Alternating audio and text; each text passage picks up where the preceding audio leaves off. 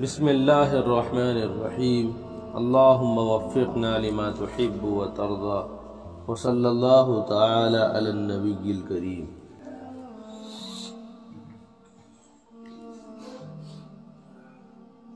دین کی خاطر محنت کرنا اور دین کے کاموں میں جو مشقتیں آئیں ان کو برداشت کرنا، دین کی لائن سے محنت کرنے میں جو پریشانی آئیں ان کو برداشت کرنا، اس تعلق سے سب سے پہلے نبی اکرم صلی اللہ علیہ وسلم کا واقعہ آپ کو سنایا تھا کہ طائف کے اندر کس طرح آپ نے ساری مشقتوں کو برداشت کیا اور بخوشی جس طرح انسان اپنے کام کے اندر مشقتوں کو برداشت کرتا ہے، مصیبتوں کو برداشت کرتا ہے، اس سے کہیں گنا زیادہ شوق اور رغبت کے ساتھ نبی اکرم صلی اللہ علیہ وسلم نے ان تکلیفوں کو جو طائف میں ملی برداشت کیا، اس لیے کہ اگر آپ کو ان سے ذرا بھی چڑ ہوتی تو جو فرشتے آئے تھے ان سے کہہ دیتے ہاں ان کو سزا دو، وہ ساری بستی تباہ ہو سکتی تھی، لیکن آپ نے اپنے لب مبارک کو جنبش نہیں دی، بلکہ اگر آپ کے ہونٹ مبارک ہلے ہیں تو ان کے لیے دعا کے واسطے ہلے ہیں کہ اے اللہ میری قوم ناسمجھ ہے، یہ مجھے جانتی نہیں ہے، ان کو معاف کر دیجئے۔ اللہم اغفر لقومی لا یعلمون، اللہم اہد قومی لا یعلمون، میری قوم کو ہدایت دے، جانتے نہیں ہیں مجھے، میری قوم کو معاف کر دے، یہ جانتے نہیں ہیں۔ تو یہ الفاظ جب نبی کی زبان مبارک سے نکلے ہیں تو پھر اللہ تعالیٰ کی مدد آئی، اللہ تعالیٰ نے جو ہے آپ کا اکرام کیا، آپ کو معراج پر بلایا اور انعامات سے نوازا اور سب سے بڑا انعام یہی تھا کہ آپ کو اللہ نے اپنے پاس بلایا، راتوں رات جو ہے آسمانوں کی سیر کرائی گئی، جنت سے آپ کے لیے سواری بھیجی گئی، نبیوں کی امامت کروائی گئی، بڑے انعامات سے اللہ تعالیٰ نے آپ کو نوازا۔ اگر داعی مخلص ہو اور اپنی دعوت کے اندر صحیح جاں فشانی کے ساتھ لگا ہوا ہو، صحیح جد و جہد اور محنت کر رہا ہو، تو پھر اس کی دعوت مؤثر ہوتی ہے اور اس کی دعوت کے اندر جو قربانیاں یہ دیتا ہے ان قربانیوں کے نتیجے میں اللہ تعالیٰ اس کو انعامات سے نوازتے ہیں۔ اور آپ دنیا کے اندر ایسی کئی مثالیں دیکھ سکتے ہیں کتابوں کے اندر اور موجودہ زندگی میں بھی کہ اللہ تعالیٰ نے ان لوگوں کو جو بالکل بے حیثیت تھے لیکن جب اللہ کے دین کی دعوت کو لے کر چلے تو اللہ تعالیٰ نے نواز دیا۔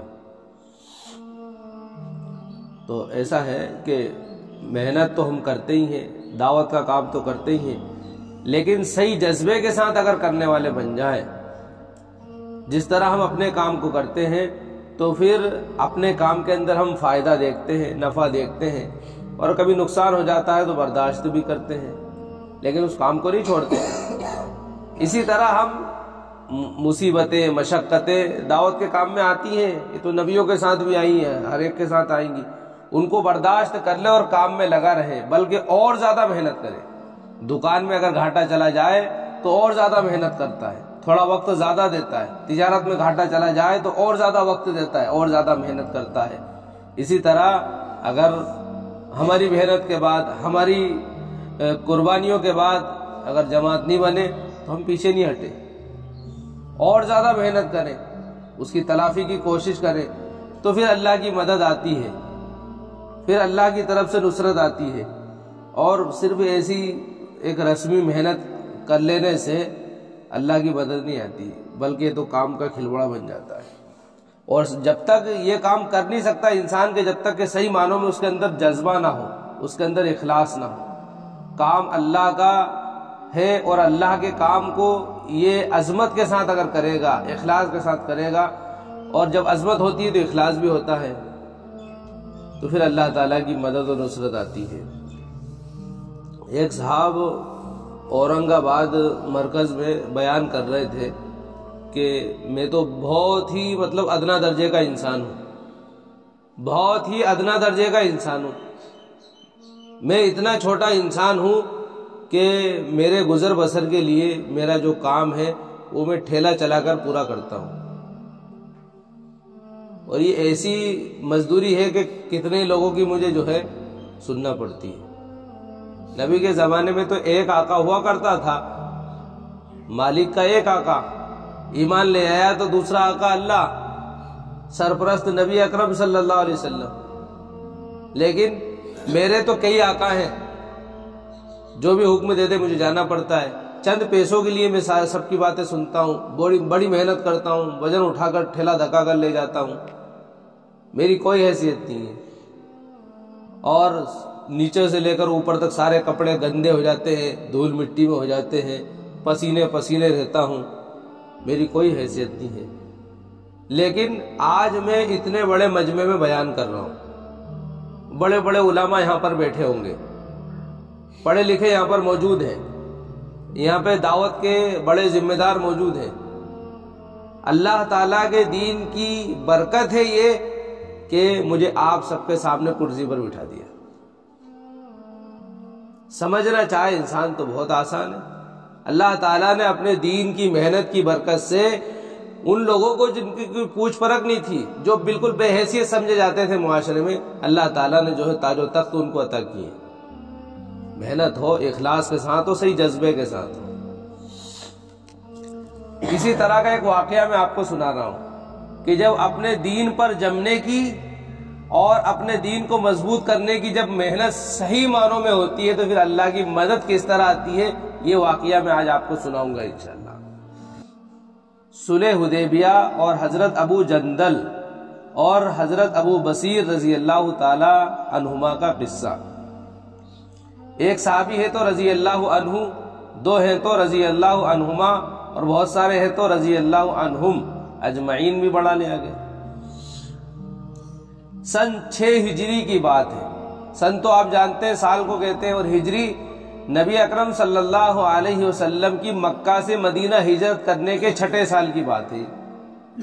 نبی نے مکے سے مدینہ ہجرت کی۔ ہجرت بولتے ہیں اللہ کے لیے اپنے گھر بار کو چھوڑنے کو۔ جو انسان اللہ کے لیے اپنے گھر بار کو چھوڑ کر ہمیشہ کے لیے نکل جائے وہ کیا ہے؟ مہاجر ہے۔ اور ہم جو چلے جاتے ہیں واپس آ جاتے ہیں، یہ ہجرت نہیں ہے، ہجرت کی نقل ہے۔ ہجرت کی کیا ہے؟ نقل ہے۔ اگر صحیح معنوں میں ہوگی، اخلاص کے ساتھ ہوگی، صحیح جذبے کے ساتھ ہوگی تو اس پر بھی بڑے خیر کے وعدے ہیں اللہ تعالیٰ کے، بڑی بھلائی پھیلتی ہے اس سے بھی۔ تو سن 6 ہجری کی بات ہے کہ سن 6 ہجری میں حضور اقدس صلی اللہ علیہ وآلہ وسلم، بعض لوگ بولتے ہیں صلی اللہ علیہ وسلم، بعض لوگ وہ آلہ بڑھا لیتے ہیں۔ صلی اللہ علیہ وسلم کا ترجمہ ہوگا کہ ان پر سلام، ان پر رحمت ہو۔ صلی اللہ علیہ وسلم کا ترجمہ ان پر رحمت ہو، کن پر؟ جن کا پہلے نام آیا ہے حضور اقدس صلی اللہ علیہ وسلم، یعنی حضور پر رحمت ہو۔ اور بعض نے بڑھا لیا وہ آلہ، بڑھا لینا چاہیے، بہت اچھی بات ہے۔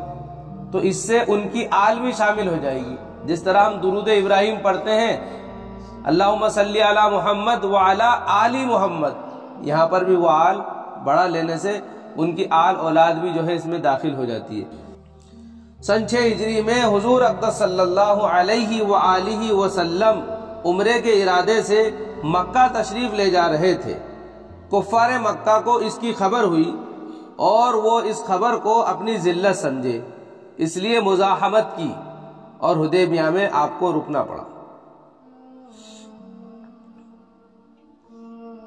ذلت سمجھنے کی وجہ یہی تھی، اور وجہ یہ بنی کہ کسی نے یہ خبر اڑا دی کہ محمد صلی اللہ علیہ وآلہ وسلم اور ان کے ساتھی مکہ پر چڑھائی کرنے کے لیے آ رہے ہیں۔ اب وہاں کے جو مکے کے کافر تھے ان لوگوں کو یہ بڑا گرا گزرا اور انہوں نے اس کو ذلت سمجھا، اور نبی اکرم صلی اللہ علیہ وسلم خالص صرف عمرے کے ارادے سے جا رہے تھے، خالص عمرے کے ارادے سے، کوئی دوسرا مقصد نہیں تھا۔ تو آپ کو وہاں پر رکنا پڑا حدیبیہ کے مقام پر۔ مکے سے باہر ایک جگہ ہے، اس جگہ کا نام ہے حدیبیہ۔ جانثار صحابہ ساتھ تھے۔ حالانکہ یہ ایسا معاملہ تھا کہ اگر آپ واقعی اگر ان سے اگر جنگ کرتے تو آپ جیت جاتے، اتنا بڑا لشکر آپ کے ساتھ میں تھا۔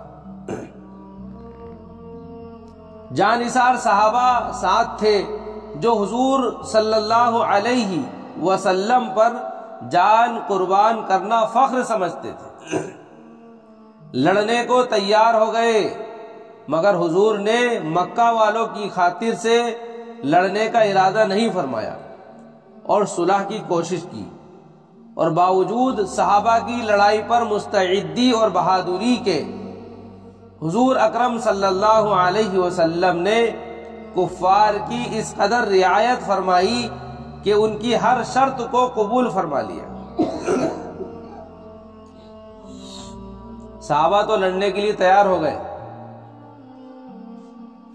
مگر حضور صلی اللہ علیہ وسلم نے مکہ والوں کی خاطر سے لڑنے کا ارادہ نہیں فرمایا۔ آپ کا ارادہ نہیں تھا کہ ہم ان سے لڑیں، اور آپ نے صلح کی کوشش کی، باوجود صحابہ کی لڑائی پر مستعدی، یعنی مستعدی کے معنی تیاری، صحابہ لڑائی پر تیار ہو چکے تھے، اور تیاری کے ساتھ اور بہادری کے ساتھ صحابہ آگے بڑھے، لیکن نبی اکرم صلی اللہ علیہ وسلم نے کفار کی اس قدر رعایت کی، یعنی اس طرح ان کا خیال رکھا کہ ان کی ہر شرط کو قبول فرما لیا۔ اتنی دب کر نبی اکرم صلی اللہ علیہ وسلم نے صلح کی ہے کہ جس کی مثال پوری ہسٹری کے اندر نہیں ملتی، پورے اتہاس کے اندر اس کی مثال نہیں ملتی، صلح حدیبیہ کی۔ اور اس کے چند مہینوں بعد ہی جو ہے اللہ تعالیٰ نے آپ کو فتح سے نوازا، پھر پورا کا پورا مکہ فتح ہو گیا۔ ابھی تو دب کر صلح کر رہے تھے اور بعد میں مکہ فتح ہو گیا، اور اگر یہ دبتے نہیں تو مکہ فتح بھی نہیں ہوتا۔ حالانکہ اگر جنگ کی بنیاد پر، لڑائی کی بنیاد پر اگر یہ فتح کرنا چاہتے تو ابھی جب یہ صلح کر رہے ہیں اسی وقت فتح کر لیتے، اتنا بڑا مجمع صحابہ کا نبی کے ساتھ تھا۔ لیکن اسلام جو ہے جنگ سے نہیں پھیلا ہے، لڑائی سے نہیں پھیلا ہے۔ تو بتانا یہ ہے یہاں پر کہ نبی نے دب کر صلح کی، ان کی ساری شرطوں کو مان لیا۔ اب وہ شرطیں آگے آ رہی ہیں، اگر آپ سنیں گے تو آپ بھی سوچیں گے کہ کتنا دب کر صلح کی۔ دنیا میں کوئی انسان اتنی دب کر صلح نہیں کرتا ہے۔ حالانکہ جس کی طرف سے صلح کی کوشش ہوتی ہے، اللہ تعالیٰ اس کے ساتھ اپنی مدد کو شامل کر دیتے ہیں۔ جو دب جائے، جو صلح کر لے، دین کی خاطر، ایمان کی خاطر، ایک ایمانی بھائی ہونے کی خاطر، ایک مسلمان ہونے کی خاطر، اپنے مسلمان بھائی سے صلح کر لے۔ نبی نے تو کافروں سے صلح کی تھی، لیکن آج مسلمان سے صلح نہیں کر رہا، اس لیے کہ دین اس کی زندگی میں نہیں ہے۔ صلح کے کیا فائدے ہیں اس واقعے میں بہت کچھ سمجھ لیں گے انشاءاللہ۔ تو نبی نے بہت دب کر صلح کی۔ صحابہ کرام رضی اللہ عنہم اجمعین کو اس طرح دب کر صلح کرنا بہت ہی ناگوار تھا، ناگوار یعنی برا لگ رہا تھا، مگر حضور صلی اللہ علیہ وسلم کے ارشاد کے سامنے کیا ہو سکتا تھا کہ جانثار تھے اور فرما بردار تھے۔ جانثار تو تھے ہی کہ نبی کے اوپر اپنی جان قربان کرنا فخر سمجھتے تھے، لیکن فرما بردار بھی تھے۔ ادب کیا کرتے تھے؟ نبی کی منشا کو سمجھتے تھے، فرما برداری اس درجے کی کہ نبی کی منشا کو سمجھتے تھے۔ اور جب تک ادب نہ ہو، جس معاشرے میں ادب ختم ہو جائے وہ معاشرہ تباہ ہو جاتا ہے۔ بڑوں کا ادب ہوگا، بڑوں کی باتیں مانی جائیں گی۔ مثال کے طور پر یہ سمجھ لیں آپ کہ جو فوجیں ہیں جو ملک کی بارڈر پر کھڑی ہیں، جو دشمنوں سے لڑتی ہیں، یا کسی پرانے زمانے میں جنگ ہوا کرتی تھی اور فوج کا ایک کمانڈر ہوا کرتا تھا، ایک سپہ سالار ہوا کرتا تھا۔ اگر لوگ سپہ سالار کی بات نہ مانے لوگ سپہ سالار کی، کمانڈر کی بات نہ مانے تو بتائیں جنگ جیت پائیں گے؟ نہیں جیت پائیں گے۔ اور وہی لوگ بات مانیں گے جو اس کا ادب کریں گے، اور ادب کریں گے تو بات مانیں گے اور جنگ بھی جیت جائیں گے۔ مان لو جنگ تو موقع موقع سے ہوتی ہے، کبھی کبھار ہوتی ہے۔ اب یہ جو کمانڈر کے جو سپاہی ہیں، اگر وہ اپنے کمانڈر کا، اپنے سپہ سالار کا ادب نہ کریں، اس کی باتوں کو نہ مانیں، اس کی عزت نہ کریں، اور ایسے میں جنگ کا ماحول چھڑ جائے تو کیا اس کی بات مانیں گے؟ نہیں مانیں گے، اور نہیں مانیں گے تو ہار جائیں گے، ہار جائیں گے۔ اس لیے سپہ سالار کی بات ماننا چاہیے، امیر جس کو کہتے ہیں، امیر کی بات ماننا چاہیے، امیر الجیش، جو فوج کا امیر ہوتا ہے اس کی بات ماننا چاہیے۔ اور جب تک مسلمانوں نے بات مانی، کامیاب رہے، فتح مند رہے، جب سے انہوں نے اپنی منوانا چاہی، ناکام ہوتے چلے گئے۔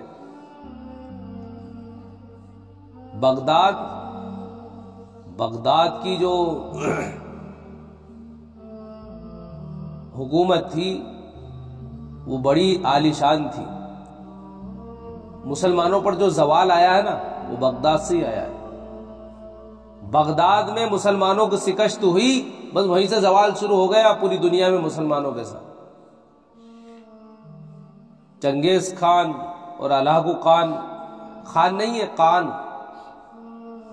یہ تو بدنام کرنے کے لیے ان کے ساتھ انہوں نے جو ہے خان لگا دیا کہ مسلمان ایسے بھی ہوتے ہیں۔ چنگیز خان، ہلاکو خان، یہ بغداد پر انہوں نے چڑھائی کی۔ اگر مسلمان ہوتے تو چڑھائی کرتے کیا یہ؟ لیکن شکست کی جو وجہ بنی،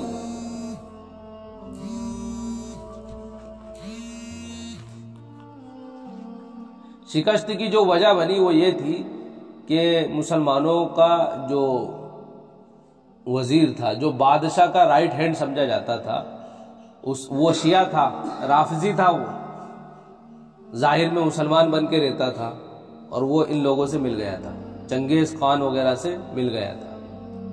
اور جب حملہ ہوا تو اس نے بارڈر کھول دی، دشمنوں کو اندر آنے کا راستہ دے دیا۔ بڑے بڑے قلعے ہوا کرتے تھے، جب دشمن اندر داخل ہو گئے تو اب تو ظاہر سی بات ہے پھر تختہ پلٹ گیا۔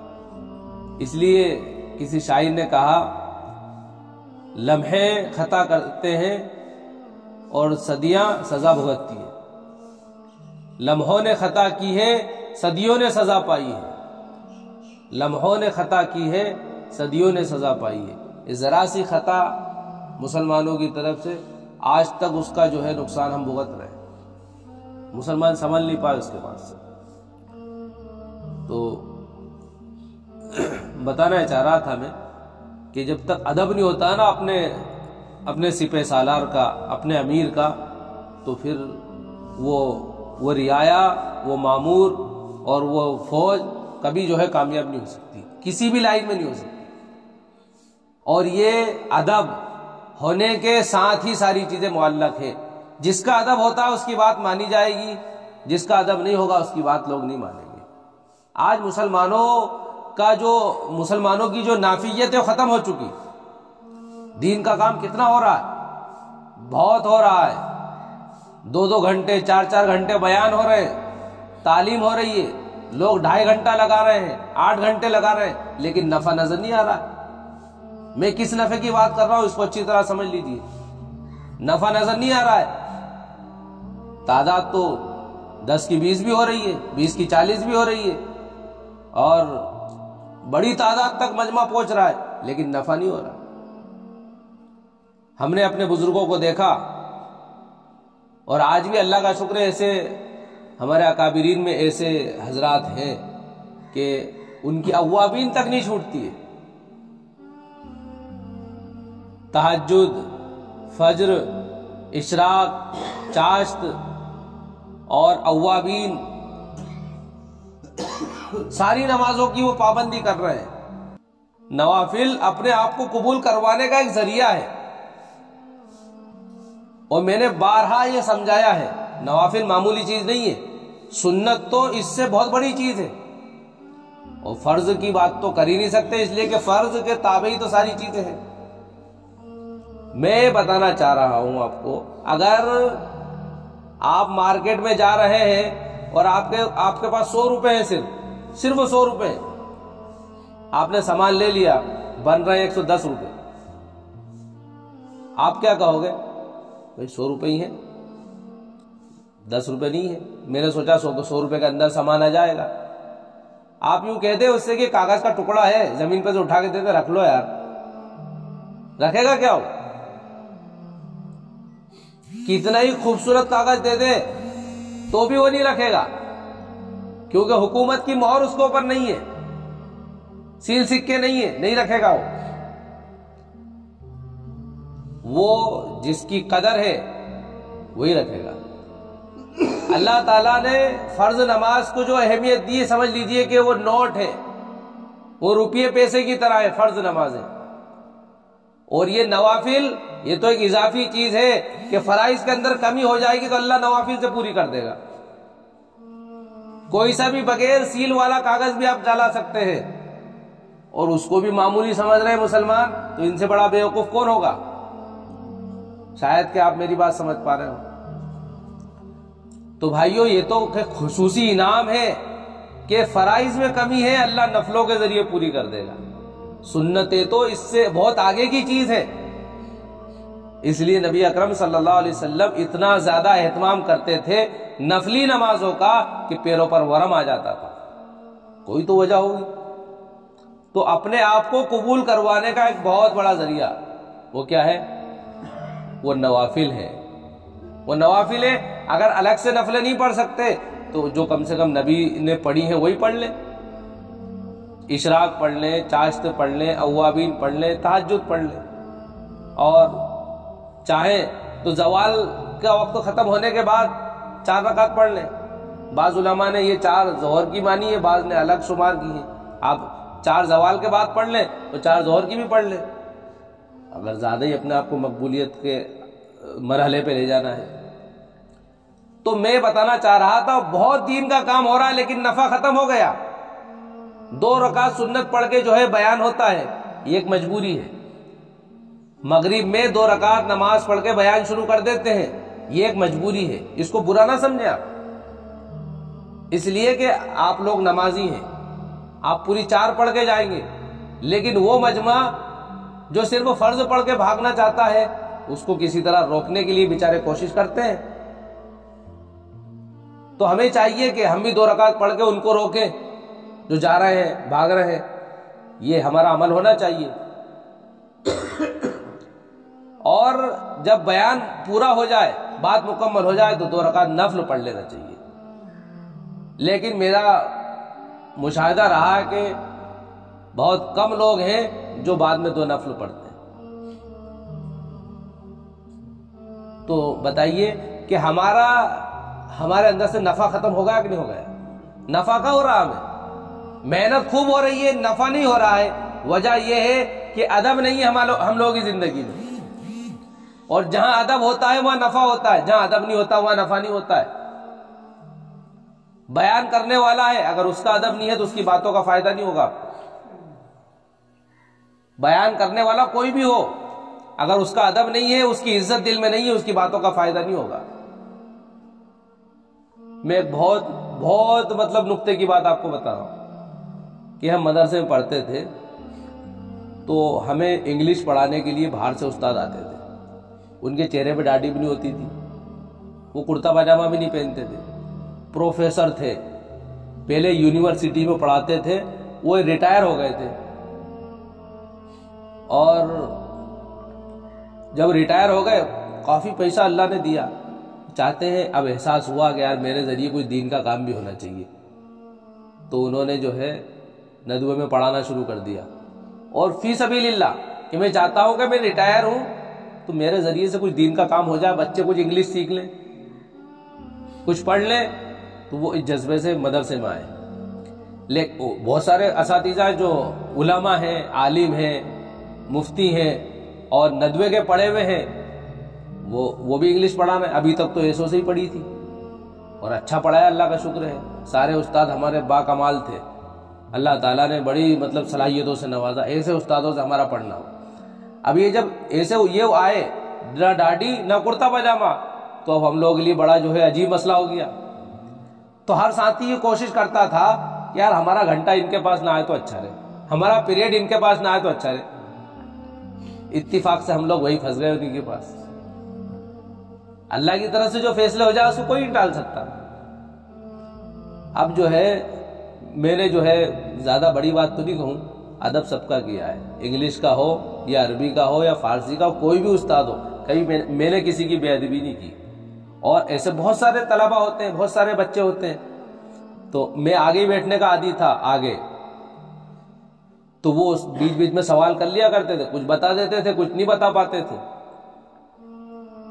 لیکن کبھی بے ادبی نہیں کی ان کی. اور وہ کچھ سمجھاتے تھے اپنی پرانی لائف کے بارے میں, تو کیا ہے کچھ بچے منہ بنا لیتے تھے. تو ایک دن انہوں نے کہا کہ بیٹا تو کچھ زندگی میں کرے گا انشاءاللہ. تو میں نے کہا حضرت میرے کو تو یہ چاہتا ہوں کہ میرے کو اللہ دین کا علم دے دے, بھلی میرے کو انگلش نہ آئے, لیکن آپ پڑھانے آتے ہیں, آپ وقت نکال کے آتے ہیں, تو ہم کیسے جو ہے آپ کے گھنٹے میں کوتاہی کریں, کیسے چھٹی منا لیں. کہا کہ تو بہت باادب لڑکا ہے, تو زندگی میں بہت ترقی کرے گا انشاءاللہ. ایک لڑکا اور تھا, اس سے کہا کہ تو بتانا بڑا پروفیسر بنے گا, وہ بھی بہت محنتی تھا. تو وہ آج جو ہے کیا بولتے ہیں علی گڑھ میں پڑھ رہا ہے. وہ لڑکا علی گڑھ میں پڑھ رہا ہے, شاید 1 سال بچا اس کا, آگے تک کی پڑھائی کی اس نے. اور میں اللہ کا شکر ہے ایک بہت بڑے مدرسے میں پڑھا کے آیا ہوں, میں بھی بہت بڑے مدرسے میں جہاں پر لوگ جب پڑھنے کے لیے داخلہ نہیں ہوتا وہاں پڑھا کے آ چکا ہوں. تو میں بتانا چاہ رہا ہوں کہ ادب سے بڑی دولت ملتی ہے. حالانکہ وہ پڑھائی کیا تھی, کوئی قرآن کی حدیث کی پڑھائی نہیں پڑھا رہے تھے, وہ انگلش کی پڑھائی تھی, لیکن تھے تو استاد نا. استاد کا ادب کیا ہے پتہ نہیں, ہو سکتا انہی کی دعا ہو. تو انسان ادب کرے گا تو دعائیں ملیں گی, ادب سے نفع ملے گا انسان کو. اور آج جو نفع ختم ہوتا جا رہا ہے, نافعیت ختم ہوتی جا رہی ہے, اس کی وجہ یہ ہے کہ 4 گھنٹے کا بیان ہو جائے یا 2.5 گھنٹے لگا لو یا 8 گھنٹے لگا لو, جب تک عظمت نہیں ہے, جب تک ادب نہیں ہے, نفع نہیں ہو سکتا ہمیں. پھر سال لگانے کے باوجود جو ہے فجر کی نماز چھوڑے گا. اور اگر ادب کیا ہے تو پھر اللہ تعالیٰ اس ادب کی بنیاد پر, اس عظمت کی بنیاد پر اس کو 3 دن میں بھی بنا دیتے ہیں. بننے والے 3 دن میں ولی بن گئے, اور نہیں بننے والے سالوں لگانے کے بعد نہیں بن پائے. تو اس لیے ادب کا ماحول بنائے. جس بستی میں ادب ہوتا ہے وہاں پر بڑوں کی عزت ہوتی ہے اور بڑوں کی باتوں کو مانا جاتا ہے. جہاں ادب نہیں ہوتا وہاں پر بڑوں کی کوئی عزت اور اہمیت نہیں ہوتی. اور پھر ہوتا یہ ہے اس کا نقصان کہ یہ جو چھوٹے ہیں آج اپنے بڑوں کا ادب نہیں کر رہے ہیں, کل سے ان کا بھی ادب نہیں ہوتا, ماحول خراب ہو جاتا ہے. اور پھر اس ادب نہ کرنے کی وجہ سے جب اللہ نہ کرے کبھی حالات بن جائیں مارنے مرنے کے, کبھی معرکے کے حالات بن جائیں, لڑائی جھگڑے کے حالات بن جائیں, تو پھر ایسی جگہ شکست ہو جاتی, ایسی جگہ شکست ہو جاتی. اس لیے کہ ان کا کوئی رہبر نہیں ہے, ان کا کوئی لیڈر نہیں ہے, اور اگر ہے تو یہ کسی کی مانتے نہیں ہیں. ایسی جگہ شکست ہو جاتی. اس لیے جس کو اللہ نے بنایا ہے وہ اللہ کی طرف سے ہے, اس کے ساتھ اللہ کی مدد ہے, تو پھر ہمیں ماننا چاہیے. مثال کے طور پر جماعت کے ساتھ ایک واقعہ بیان کرتے ہیں کہ نبی نے حضرت اسامہ کو لشکر کا امیر بنا دیا. حضرت اسامہ بہت چھوٹے تھے, نبی کی وفات ہو گئی. اب طرح طرح کی باتیں آ رہی ہیں, اسامہ تو بہت چھوٹے ہیں اور نبی بھی اب ہمارے درمیان حیات نہیں ہے, اگر اسامہ کو بھیجو گے تو بچہ ہے ابھی, کیسے جو ہے جنگ کو قابو میں کر پائے گا. کہا کہ جو فیصلہ میرے نبی نے کر دیا اس کو میں کیسے چھوڑ سکتا ہوں, اس کو کیسے بدل سکتا ہوں. جو نبی نے طے کر دیا ہے اسی پر عمل ہوگا, اور اسامہ امیر رہیں گے. اللہ تعالیٰ نے فتح سے نوازا, اللہ تعالیٰ نے فتح سے نوازا. تو جس کو بھی امیر بنا دیا جائے وہ انسان کی طرف سے نہیں ہوتا, وہ اللہ کی طرف سے ہوتا ہے. اور جب انسان امیر بن جاتا ہے تو پھر اللہ تعالیٰ جو ذمہ داری امیر کی ہے وہ صلاحیت بھی دے دیتے ہیں, وہ صلاحیت بھی اللہ تعالیٰ اس کو دے دیتے ہیں. اس لیے تنگ دل نہیں ہونا چاہیے اور اپنے آپ کو چھوٹا بھی نہیں سمجھنا چاہیے. جب سے ہم نے اپنے آپ کو حقیر سمجھ لیا ہے ہم کچھ کر ہی نہیں پا رہے. ارے اللہ تعالیٰ نے ایمان والوں کو تو فرمایا انی جاعل فی الارض خلیفہ, ارے یہ ایمان والا بہت کچھ کر سکتا ہے، کوئی بھی کم نہیں ہے، بس یہ ہے کہ ہم اپنی صلاحیتوں کو باہر لانے کی کوشش کریں، اپنی صلاحیتوں کو باہر لانے کی کوشش کریں۔ پتھر پر محنت کی جاتی ہے، ٹائلز بنا دیا لوگوں نے، پتھر پر محنت کی، ہیرے بنا دیے، اچھے بہترین مجسمے بنا دیے، بہترین عمارتیں بنا دی، پتھر، حالانکہ ٹھوکر مار کے لوگ آگے چلے جاتے ہیں۔ جس نے پتھر کی قدر کی اس کو ہیرے میں بدل دیا، اور جس نے ہیرے کی قدر نہیں کی اس کو نالیوں میں پٹک دیا۔ تو بھائیو ایسا کچھ نہیں ہے، ہر انسان امیر ہے، ہر انسان ذمہ دار ہے، بس اپنی صلاحیتوں کو پہچانے۔ اللہ نے ہر ایک کے اندر صلاحیت رکھی ہے، کوئی امیر آسمان سے تھوڑی آتا ہے، وہ بھی دنیا میں آپ لوگ ساتھ میں اٹھا بیٹھا ہے، پلا بڑا ہے، بس انسان کی ہمت اور کوششوں پر اللہ تعالیٰ نواز دیتے ہیں۔ اللہ تعالیٰ ہم سب کو دین سمجھنے والا اور عمل کرنے والا بنائے۔ یہ جو واقعہ انشاءاللہ کل مکمل کروں گا میں، اور بڑا دلچسپ واقعہ ہے، اللہ کی مدد کس طرح آتی ہے اس واقعے میں بتایا ہے۔ اللہ تعالیٰ ہم سب کو سمجھنے کی اور عمل کرنے کی توفیق عطا فرمائے، آمین۔ سبحان اللہ و بحمدہ، سبحانک اللہم و بحمدک، نشہد ان لا الہ الا انت، نستغفرک و نتوب الیک۔ سبحان ربک رب العزۃ عما یصفون، وسلام علی المرسلین والحمد للہ۔